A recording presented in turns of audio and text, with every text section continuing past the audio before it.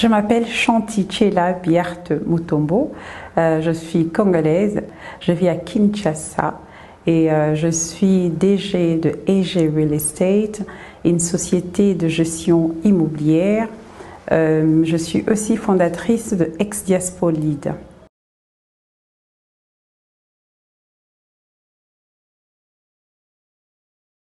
Alors, Ex-Diaspo Lead est une plateforme apolitique d'appui ayant pour vocation d'une part de fédérer en son sein l'expertise, les compétences et les dynamismes de toute personne issue de la diaspora, mais vivant en RDC. Et d'une autre part, d'impulser le développement de PME appartenant aux ex-diasporas, dont nous appelons chez nous les ex-diaspos. Alors, nous appelons ex-diaspo ou ex-diaspora, ces Congolaises et Congolaises qui ont bravé des critiques, des découragements, des barrières d'intégration pour rentrer, vivre et travailler en République démocratique du Congo.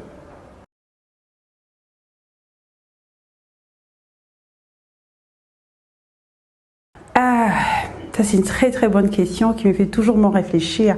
Pourquoi je suis rentrée au Congo? Bon, déjà pour la petite histoire, je suis partie avec mes parents, bien sûr. Je n'avais que 8 ans, 9 ans par là, nous sommes partis. Et on a évolué déjà dans un pays anglophone. Et quand j'ai eu mes 18 ans, je dis, mais tiens, j'aimerais bien visiter chez moi. Vous savez, ce n'est pas pareil quand vous quittez le pays à 18 ans et quand vous quittez à 9 ans ou à 8 ans. Donc, moi, j'étais toute petite et du coup, je voulais vraiment découvrir mon pays. Je me disais, mais tiens, j'aimerais voir d'où je viens, etc. Et je suis rentrée pour la toute première fois après mon diplôme d'État. Voilà, donc visiter ma grand-mère et puis voilà, découvrir un peu mon pays. J'arrive et j'étais quand même choquée de ce que j'avais vu. Donc, j'ai évolué et j'ai grandi dans un pays développé, avec des infrastructures de haut niveau. Mais arrivant chez moi, j'étais choquée de voir que les développements n'étaient pas à la hauteur de mes attentes. Si c'est à ce moment-là que je m'étais décidé que je rentrerais vivre au Congo.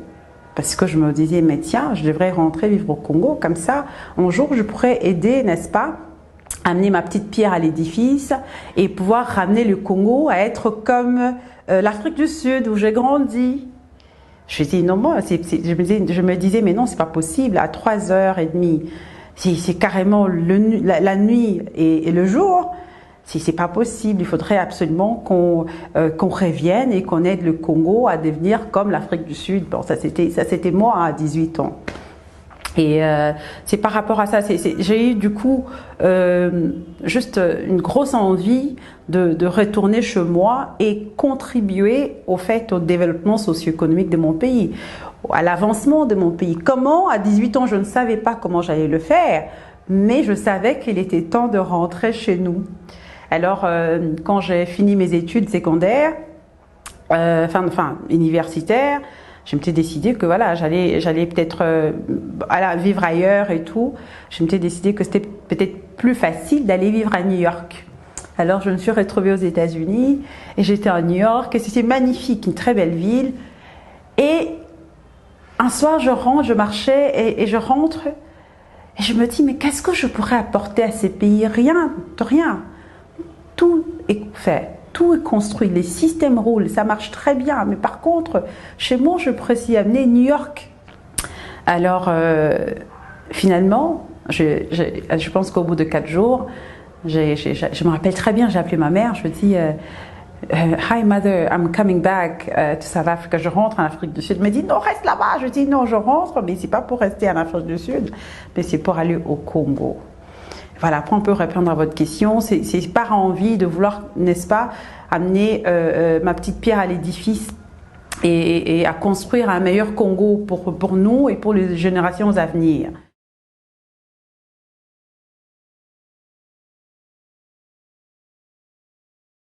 Oh. Déjà, comme je dis, que je suis partie à l'âge de 9 ans, D'accord? Alors, la plus grosse difficulté, c'était la langue d'abord. Je ne parle pas français.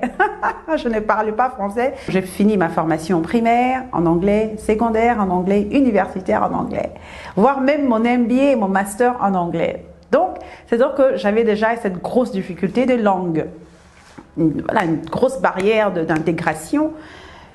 Étant anglophone, me retrouvant dans un pays du coup francophone, déjà la mentalité ça clochait, la langue ça clochait. J'ai dû apprendre le français que je parle aujourd'hui, j'ai appris ça sur place. J'ai fait quoi, 3 mois de français et voilà, c'était d'abord la langue, cette grosse difficulté. J'en parle parce que je pleurais souvent, parce que je trouvais que voilà, il y avait des choses que je ne comprenais pas. Pourquoi, voilà, donc on ne peut pas être à l'heure. C'était juste une grosse, voilà, une grosse difficulté pour moi. Vous savez, moi je suis anglophone et par moments nous sommes très pragmatiques. Du coup, s'intégrer dans un système francophone qui est un peu moins pragmatique que le système dans lequel j'avais grandi, ça c'était difficile. La manque aussi d'informations. Je ne savais pas, aujourd'hui ça va beaucoup mieux, je peux le dire, mais il y a 10 ans quand je suis rentrée au Congo, tu ne savais pas voilà, où accéder à l'information. Voilà, par moments c'était difficile de savoir par exemple, mais tiens, je veux ouvrir une société, où est-ce que je vais? Je me rappelle très bien quand je suis rentrée, je me suis lancée, je suis mercaticienne de formation, donc mercaticienne, marketeur de formation. De profession, marketeur de profession, et je voulais tout de suite me lancer dans la com. J'avais ouvert une structure de consultation en communication et marketing. Je ne savais même pas aller ouvrir ma petite structure, et voilà, j'ai tout de suite cherché un avocat parce que voilà, je me disais que non, d'où je viens, il y a des avocats qui peuvent t'aider, les avocats d'affaires. Et parce que je n'avais pas l'information à la portée de main. Donc je suis allée à la recherche d'un avocat qui m'a été recommandé par une connaissance et j'ai perdu 1400 $. Je vais payer 1400 $ pour me faire enregistrer, pour enregistrer ma société. Et c'était parti comme ça. Il m'a raconté tellement de choses. Donc j'avais cette problématique aussi de l'information, de ne pas savoir où aller chercher l'information, etc. Il y a 10 ans, on n'avait toujours pas l'information à la portée de main. Donc ça, c'est aussi un problème.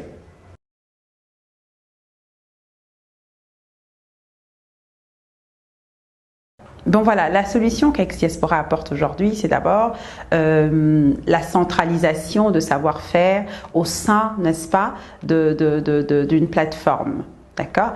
Comme je le disais tout à l'heure, que Ex-Diaspolide fédère les compétences, les dynamismes et les professionnalismes de toute personne issue de la diaspora. Mais ce que vous devrez savoir est que Ex-Diaspora ne réunit pas n'importe quelle diaspora. On le dit si bien si vous visitez nos sites web que Ex-Diaspolide, c'est une plateforme qui cherche à réunir les ex-diasporas intègre, dynamique, professionnel et patriotique.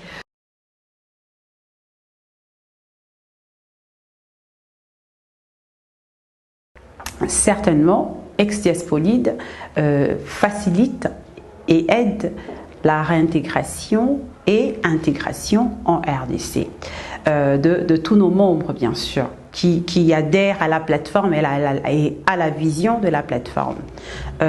Pourquoi je dis intégrer et réintégrer? C'est parce qu'il y a des personnes comme nous les autres qui sont partis de la RDC, nés au Congo mais partis. Donc on a quand même une touche du Congo, n'est-ce pas? Bien que je ne parlais pas français quand je suis rentrée, mais j'entendais le français parce que 3 ans d'études là, ça m'a aidé quand même déjà à voilà, capter quelques mots. Mais il y a aussi de ces Congolais et Congolaises qui n'ont pas été nés en République démocratique du Congo, qui sont nés carrément à l'extérieur du pays. Donc, ils n'ont même pas une petite expérience de la RDC. Qu'est-ce qui se passe? En revenant, ces personnes n'ont pas de repères. Alors, au sein de la plateforme, nous arrivons, n'est-ce pas, à aider ces personnes à retrouver quelques repères, voilà, déjà les aider, le briefer de comment ça se passe, le faire un peu ce qu'on appelle en anglais brainwash, d'accord, à quoi s'attendre au Congo, etc. Et les aider, les encourager, n'est-ce pas, à s'adapter à cette nouvelle vie pour bien sûr bénéficier de leur retour en RDC, mais aussi surtout des données à la RDC. Moi, je dis souvent, Pourtant, aujourd'hui, la question devrait être qu'est-ce que nous pouvons faire pour la RDC. Ce n'est pas qu'est-ce que la RDC pourrait faire pour nous, mais qu'est-ce que nous, aujourd'hui, nous pouvons faire pour la RDC.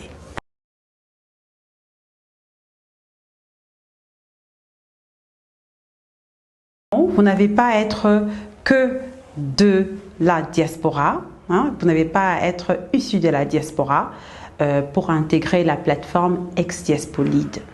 D'ailleurs, ex-Diaspolide cherche à améliorer la cohérence entre les acteurs locaux du développement socio-économique et ceux de la plateforme ex-diaspora.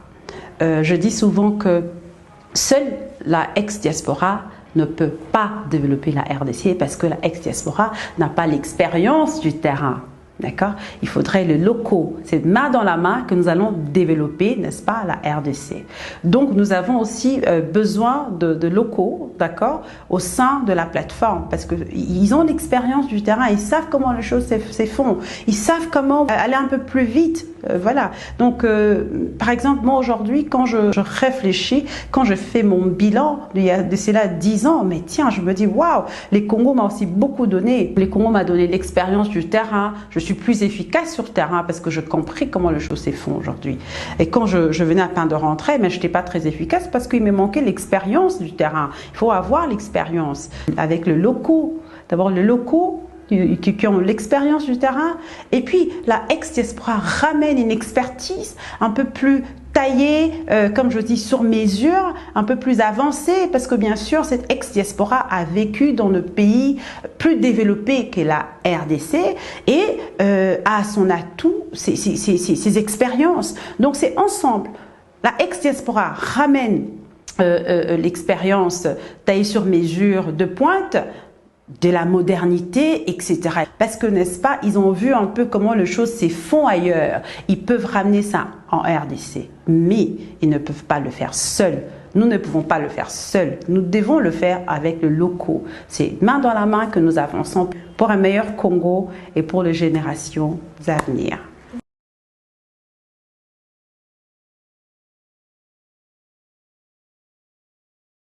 Alors, mettre à la disposition de notre pays de jeunes consciencieux et dévoués, prêts à servir notre économie et surtout à servir le prochain. D'accord? Je dis le prochain, dans le service, dans le travail, on sert d'abord pour finalement être récompensé un peu plus tard. Ramener cette culture de service. D'ailleurs, ex-diaspolide veut dire ex-diaspora leadership. C'est d'amener un leadership au service de l'autre. Et surtout, un groupe d'intérêt économique où on pourrait investir ensemble, travailler ensemble. N'est-ce pas, les Français disent qu'ensemble, on va plus loin pour impulser le développement socio-économique de la RDC. Nous devrons travailler ensemble.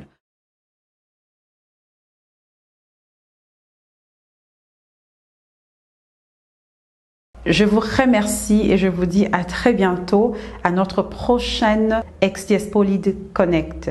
Stay tuned, suivez-nous sur nos pages Instagram et visitez notre page ex-Diaspolide www.exdiaspolide.org. We thank you so much and I can't wait to see you soon in our next Connect. Stay tuned.